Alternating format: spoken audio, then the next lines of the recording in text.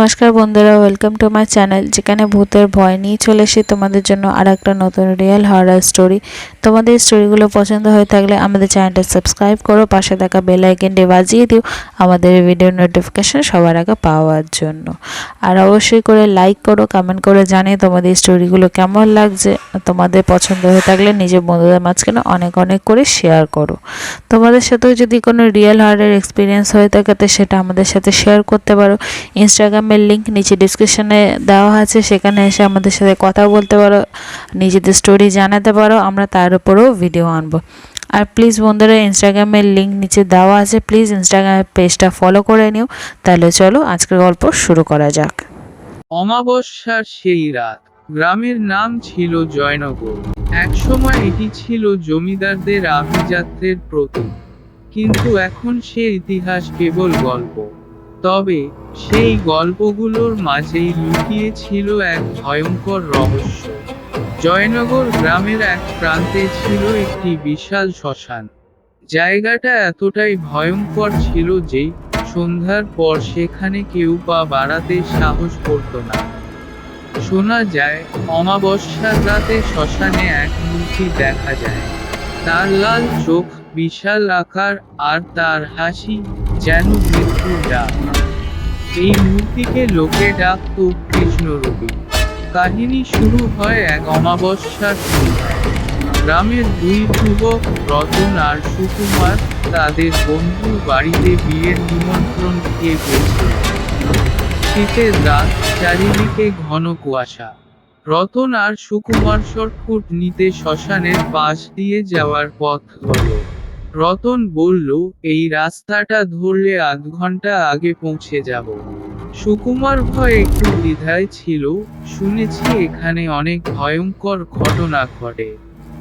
রতন হেসে উঠল, সব বাজে কথা, ভূত-প্রেত বলে কিছু নেই। তারা শ্মশানের পাশে এসে পড়ল। কুয়াশার কারণে চারপাশ পরিষ্কার দেখা যাচ্ছিল না।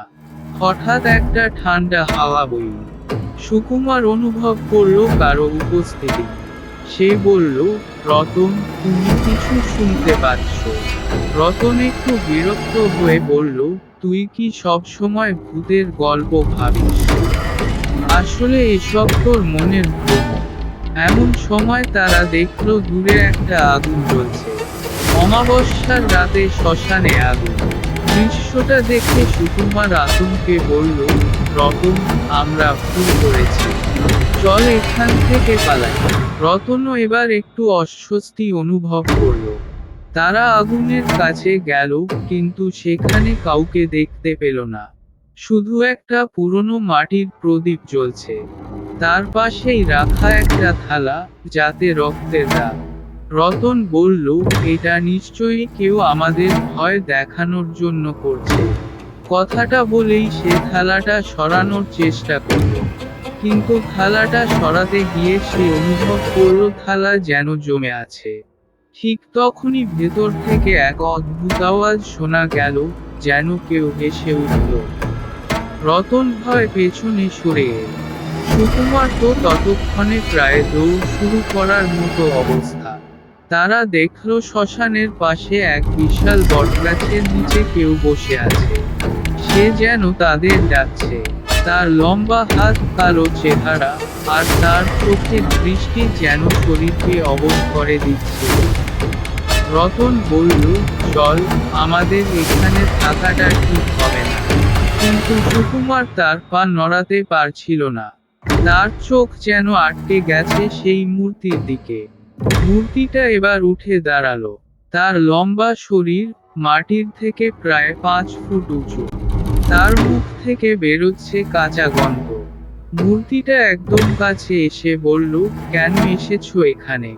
জানো না, এই শ্মশান আমার অধিকার।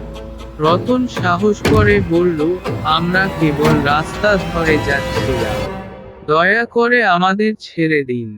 মূর্তিটা হেসে বলল, তোমরা চলে যেতে পারো, কিন্তু এক শর্তে। তোমাদের একজনকে রেখে যেতে হবে, আর না হলে।